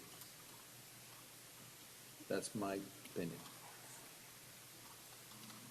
A larger body than this, aka send it forward to the actual decision makers. That was it. County? My reading. Yeah. And part of it may be, well, not this one, but let's say Comal County's involved. Well, we need to get with Comal County. I mean, other communities get together and build roads together. Why can't we? Or improve roads. Maybe not just build, but, look at the notes first. Look at the intersections. Fix that first before we look at any other concepts. So to clarify, this is in Kendall County? All of this, 15, Almost all of it is. Portions of it are. Well, portions of it are in Como. Negative. All of 15 of what they're showing us is all in Kendall. Yeah, it is. It is, because that's that purple line right there. That's the county line. Gotcha. Can you all? Well, it's not. There it is. Unless you do the curved one.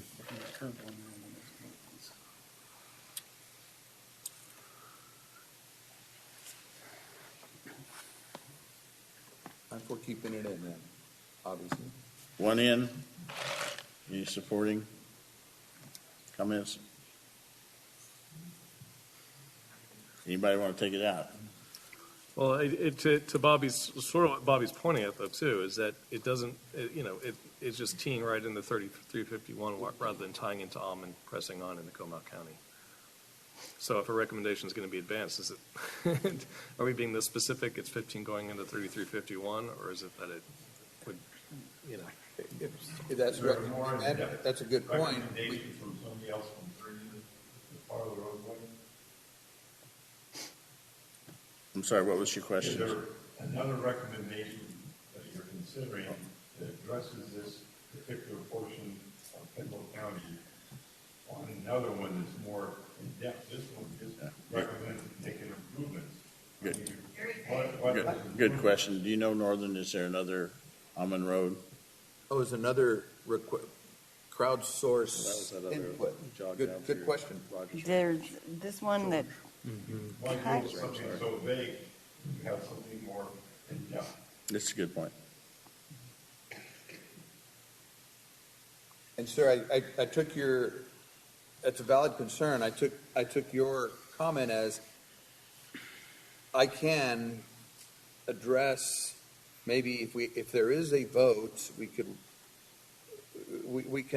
word the item properly so that it's not just us giving a recommendation of straight Almond Road.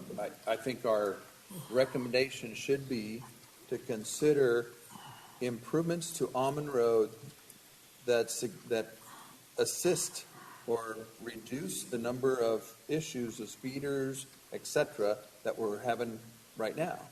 Whether it's curved, whether it's... I'm saying, is there something in these 13 sources you're talking about, another one addressing this particular problem that's more in depth, not as vague? I think there was a conversation related to this area and George Ranch. Yeah, I think that's 122 is again a partial. This is the other one. That one right there, 122. It comes in from. Is that the only other one, Northern? This is the other one that touches on Almond Road and kind of changes it and actually connects between 46 and 3351 through WCID number 4 and the Bernie Ranch Estates future subdivisions, possible subdivisions. And how does it intersect, or how does the Ammon Road, what part of this is Ammon Road? Is that up to that 90 degree? From the second two, Bitsy, from the second two and 122 down. Okay. Curves around and heads east. All right, and so the property to the north of that purple line 122, is that George Ranch? This is Where Both sides, I think, isn't it? where Right they here. can actually take some interest in the establishment of a back door for their neighborhood. That's what I understand. Yeah, this is, the top part of this would go through George's Ranch, and then where it turns and starts straightening out as it goes in the southward direction, that's below Brant Road, where Brant Road ends. And then you'll see where it comes across Almond Road, right where 122 is. I believe that's So- where it is. If it's all right, I would like to make a suggestion or just share a thought, which is that the way that this is drawn would involve a significant amount of green field development of roads. Personally, if that area was being developed, there was a big subdivision going in there, and a connector was required as part of a thoroughfare process because this big development's already going in there, then I think having some connector there makes some sense. But I'm not really. I don't think the need is strong enough in that area to condemn someone's property for the need of this, for the purpose of this road. There's already a connector; it already works. So I don't know if we can add a qualifier like that at this stage, but I do think that asking a developer to include a road that connects there makes a certain amount of sense if that property is being developed. So I think that that's kind of where I'm coming down on it. I tend to agree with Joan. However, somebody's going to have to tell that developer that it's required. Or Jeff, it's important. you have some input there, I believe. So there is a large development in that area, George's Ranch. It is outside the city's ETJ, and so there's not our city thoroughfare plan doesn't show a road connection at that point. Somebody needs to tell the developer. But you do have a dialogue ongoing with the developer to the extent that you're providing water. Correct. And they would take your phone call if you called and had a suggestion for them. Correct. So doesn't that also go through the county commissioners court? It's being platted through the county. Yes. And they've already submitted at least one plat. I don't know Yeah. how many they've submitted. Yeah. So despite y'all's narrative that this is not going to be, that we're going to preserve the natural resources, almost all of these have been gateway presentations. This happened to be duplicated in the council. This line is actually my line, and I mapped this through mostly subdivisions that are planned in the future. I used the Bernie ISD demographics report and the subdivisions that I know that are coming. And so I mapped this line. So if George Ranch wanted a connection there, they could have bought it. They didn't. To what? Okay, we need to, excuse me, Ms. McCarthy, I'm having trouble getting consensus here. So I'm going to ask the audience to kind of hold their comments and points. We need to decide of this project and the other one, do we want to take one or both of those forward? Do we want to take them forward in some sort of modified way? And I'm looking to someone to take some leadership on that since I don't have a vote. I think it's probably more acceptable to me to look at 122 in conjunction with a developer coming in and using that area and the need for additional roadways through that area, not, again, just having one access and egress point onto 46. I think the prior recommendation is a relic of the Gateway and many of those conversations, and I'm not sure how well it serves transportation in this area. It creates that 46 to 3351 down to I-10 and throws the volume of traffic right back onto a problematic area. I would tend to agree with you, Betsy, on 122. Because I think I saw a policy recommendation. I'm not offering to write one right now. But I thought that was something that we were looking at in our policy recommendations to promote some of these projects, not straight by pounding on property owners, but waiting for some of the development. Was I right? It was in the policy recommendation. Okay, good. Because it's in there, I agree with you, 122 in Jonah, that maybe we stipulate that as part of our recommendation on 122. I would also say, why not 15 and say, as part of any subdivision or development, an extension of Ammon Road in whatever form or fashion that is acceptable to the new owner or the development that can improve, and it's approved, improve traffic and is approved by the powers that be, then let's do the same for 15. They're no different. 122 is no different than 15. So let's do it for both. I think there is a difference, Bobby. Yeah, that's speculating that there's development at that end of 15, and there's not. Correct. And there was this comment associated with 15. That's 61. That's the 61 is the south end of 15. You know, the reality is we're a citizens group recommending ideas. We're not going to be the final decision maker on any of this. To me, 122 eliminates the need for 15. The other thing is that, as Northern pointed out, a significant chunk of 122 would be in subdivisions, and George's Ranch is getting water from the city. The city is building a pipeline out there, correct, Bryce? Ask him. Yeah, Jeff, right? There's an agreement to serve them. They've submitted plats, but nothing's started. Okay, but the city obviously is going to incur an expense in doing that, so it would seem logical that requesting a two-lane road, I mean, you got to put a two-lane road through a development anyway, and it just seems to me that would be probably a more sensible thing. But as far as the final drawings, that's not something we're going to decide on anyway. And I always think the word used, consider this, because the other thing that this does is I think, looking at a map, it eliminates the need for any road to go through what the Gateway had proposed, or 15 years ago they proposed for it to go through over the creek, over Cibolo Creek. I mean, I don't really see what the need for that would be if you had this, because this doesn't go over the creek. So I don't know.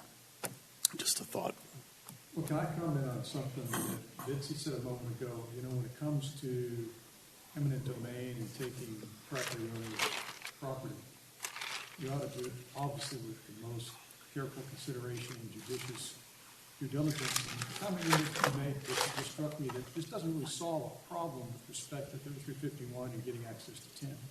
You know, we learned from Steve's presentation, there's a reason that two-legged chairs and stools don't exist, because they don't work.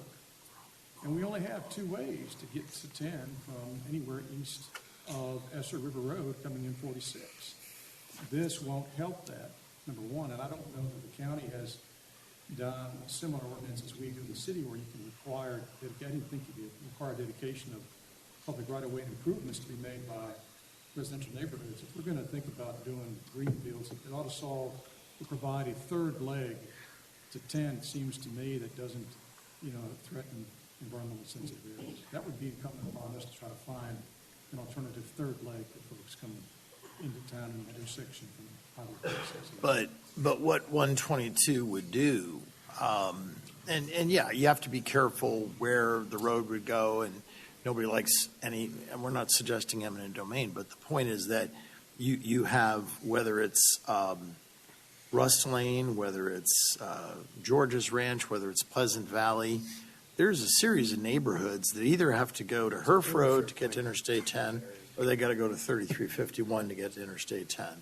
And this actually offers a third way. So I think it's got some merit, to look at.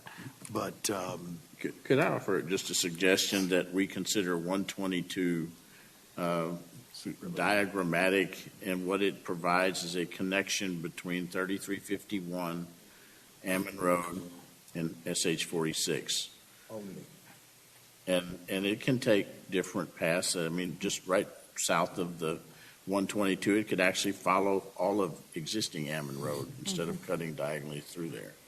And that the essence of the recommendation is to provide the connection of those three roads. Here you go. There you go. I like that. So I'll second that. I mean, you're not voting, but No, what he it's just a said. suggestion. I would just like to add a very small modifier to that. I would get behind that if we added in something about a connector between those three roads formed through development agreements or some kind of non-eminent domain. I want to be clear that if this is a big greenfield road that's coming out of as a recommendation, that we're recommending this in the context of all of that property being developed, not in the context of putting a road through a historic ranch. And get behind that too, obviously. Are there any objections That's the to one that key piece. as modified? That's fine. And so we're keeping 122, and what was the 15? Just 122 in lieu of 1 and 15? Sorry.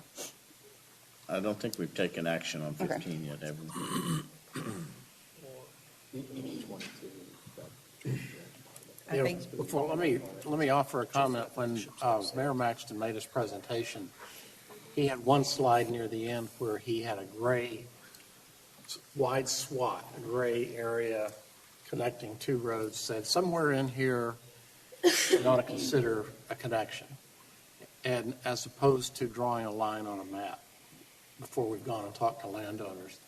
No matter how aspirational it is, it could easily be construed as saying, oh, that's going through my property, and no plans to sell to a developer, so now you're going to come take my property. So maybe we even erase a line and do a shaded, some kind of really It's not vague. 300 feet wide. Well, he also 3 miles wide. Shake He the whole also- area, because the whole area needs to be studied. I'm He sorry. gave the recommendation that there was a subdivision in the future being developed there. And what we're talking about is thoroughfare planning. When we make these like 122, and we'll nudge the county some more to get on a thoroughfare plan. Right. But he mentioned two options, and one was drawing a line through property. I think that's a horrible idea. I think thoroughfare planning type attitude, if it is going to go through a subdivision that's coming down the pipe or whatever's happening, then that's what we need to be recommending for that connectivity. Because that's what we've been saying as a committee from the start. Right. I'd be satisfied with 122 and only Nixing 122. 15. Yeah.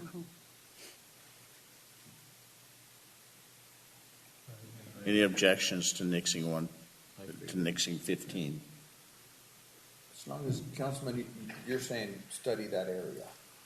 Transportation planning. Yeah, I think- Element of that area. Yeah, I think drawing lines, though, through people's property is what we said we weren't going to do, and we're doing it right now. would that, if development occurs, is that covered under our policy? It is. Okay. Well, the county has no right to require a developer to donate and make public improvements like the city does. It's Not until they get their so- thoroughfare plan. Yeah, well, if they get a thoroughfare plan, maybe they've got the power. I don't know. I don't call a county government. My hands full of the city. We don't have a thoroughfare plan yet. I know, but can you even require developers? I believe that we can. If you have a thoroughfare plan, Yeah. that's what we can do. That's in our policy.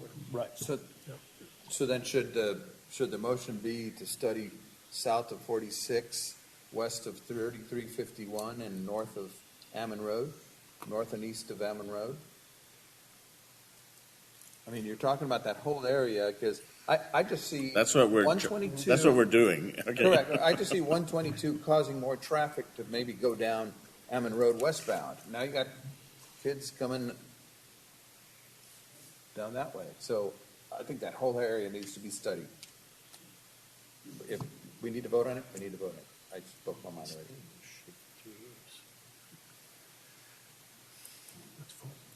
That's fine. Okay. 122. What is the suggestion on 15?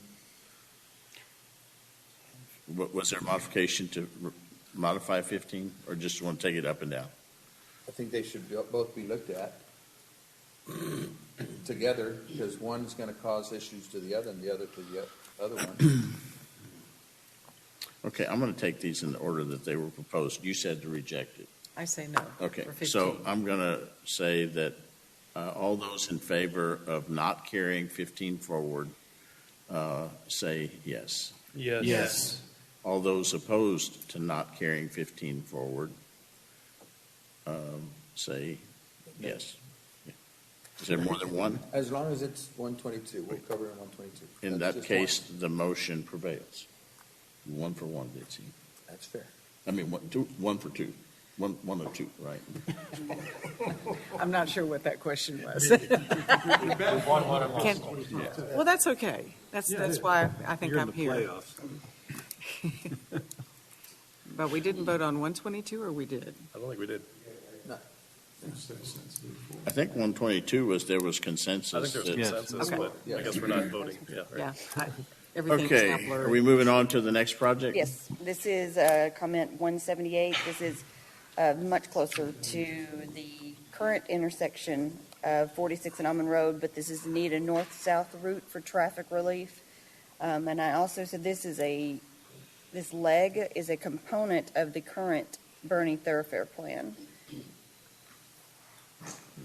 Pretty sure they're like talking about that Phil says it's all water. How about we move forward if it's and Bernie's thoroughfare plan? Where does it go to? I mean, I see where it connects at 46. Where does this extend to? Nowhere. Looks like Ammon Road. This Is that this it? only goes down, yeah, Almond. How much further east is this connector to Ammon Road, coming off of 46? Not very far Not at very all. far. This is the vet clinic right here. It's a mile. This is the vet I clinic. don't see any, What's the point? what would be the point if we put forth something that goes along development property lines that serves the same purpose?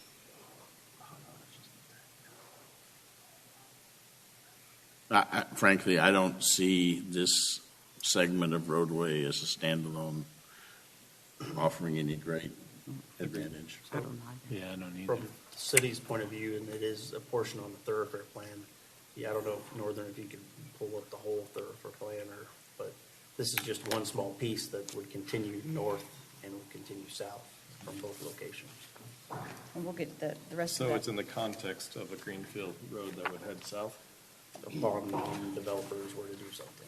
Yeah, this is where, if that area were developed, the city would require the developers to donate the right of way and make the public improvement. The city's not in the business of condemning property in the thoroughfare.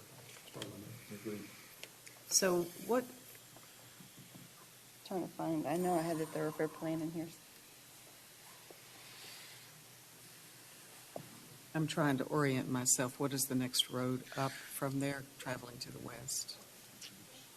Is that Brant?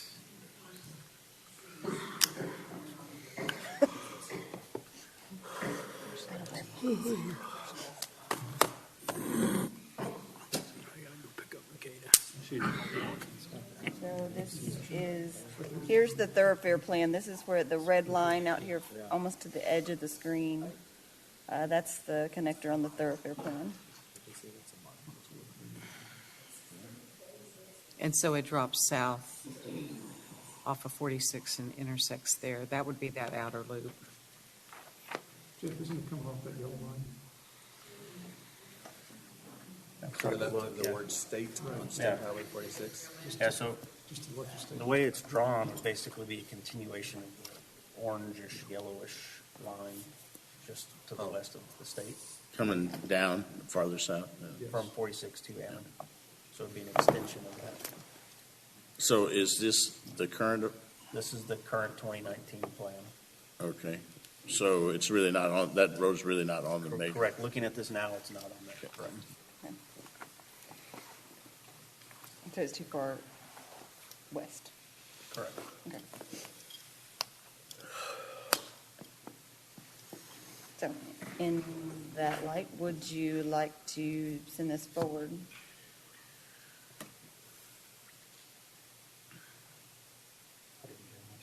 What was the question, Northern? For 178, is this one? Yea or nay? nix it on, put it on there? What? I say no. If it's not on the plan right now, I'd say no as well. Yeah. I don't hear any votes in favor of it. Any objection to taking it off for further consideration? It's not on the plan. Okay, take it out. All right, we are now going to move to Old Fredericksburg Road. Let me just mention to the committee that we're at 4 minutes left of our allotted meeting time. Do y'all want to take on one more project and run a little over? I don't mind. I'm going to excuse myself for a moment. I gotta leave. You what? I gotta go pick up a kid. I gotta go get in Hey, traffic. it's a stopping spot. Okay. If we want to stop it here, we can pick back Then I up. think Gary Louie had to leave, Bitsy's stepping out, Bryce has to go. So I think rather than miss those valuable commenters, I think we'll suspend our. Cute dollar. That's so nice. You're So, welcome. just to give you guys a heads up, the only thing left on the southeast will be Old Fredericksburg Road, and then 4 different versions of the loop-ish thoroughfare plan. And that's what's left in the southeast. All right, which we will tackle next Next time. All right. Thank you all for your hard work on that. We'll get better as we go forward, I hope. We have an opportunity for public comment again. If you'd like to make a comment, please come forward. Ms. Rudd?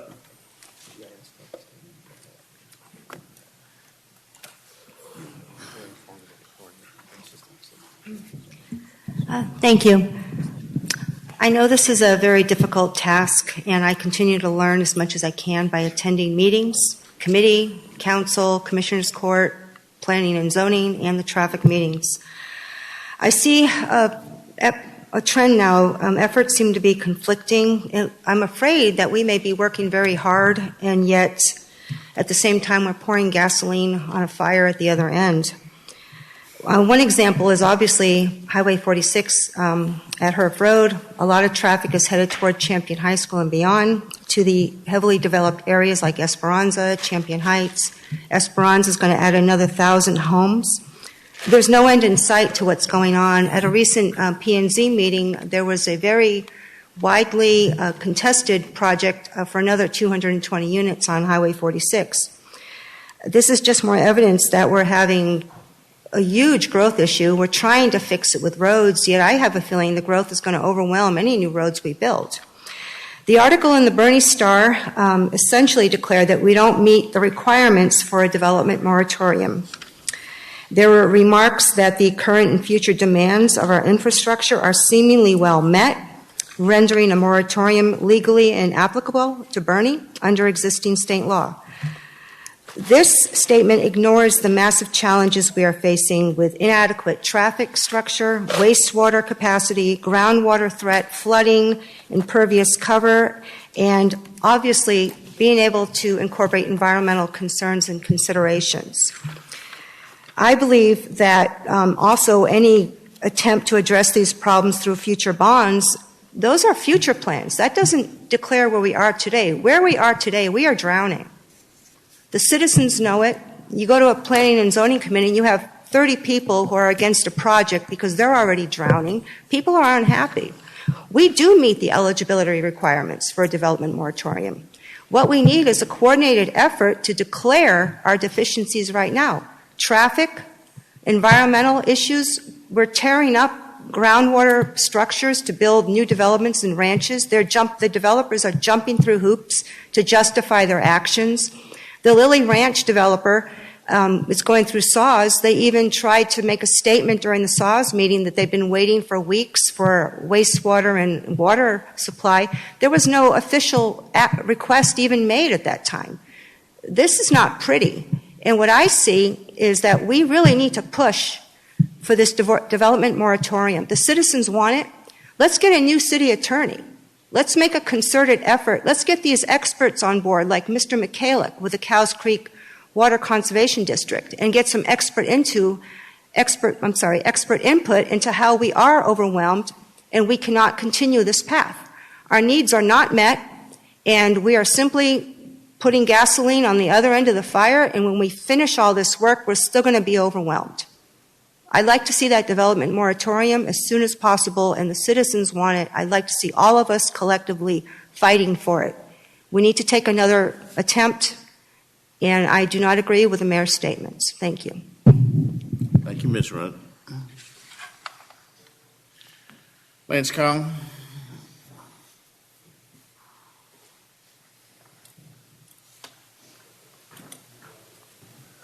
I'll keep it under a minute, Don and Bob. Thank you. I just want people to consider and remember that Old Fred and Cascade Caverns Road are already being used as a bypass of sorts. I'm not using the right terminology, collector, arterial, whatever. They're already, Fair Oaks Ranch, in the morning at least half of the traffic on that road is coming from Fair Oaks Ranch to take kids to school or people commuting to jobs in Bernie or whatever. They're using it as a bypass to Interstate Highway 10 already. So diverting more traffic onto those roads is just going to be madness. Thank you. Thank you, Mr. Kong.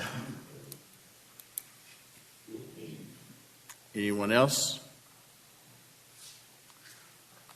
Closing comments from committee members that remain? Everybody study your schedule. What does that mean? We got time constraints for deliverables. We got to get a decision making. All right, very good. We will meet again in 2 weeks, February the 15th. So what we'll try to do is get together with Northern and Bob, and I'd like to get these projects sent out to the committee members ahead of time so that we can be a little bit more familiar with them. We're not kind of thrashing around gaining familiarity. So please do your homework if we get that to you as well. All right, we're adjourned.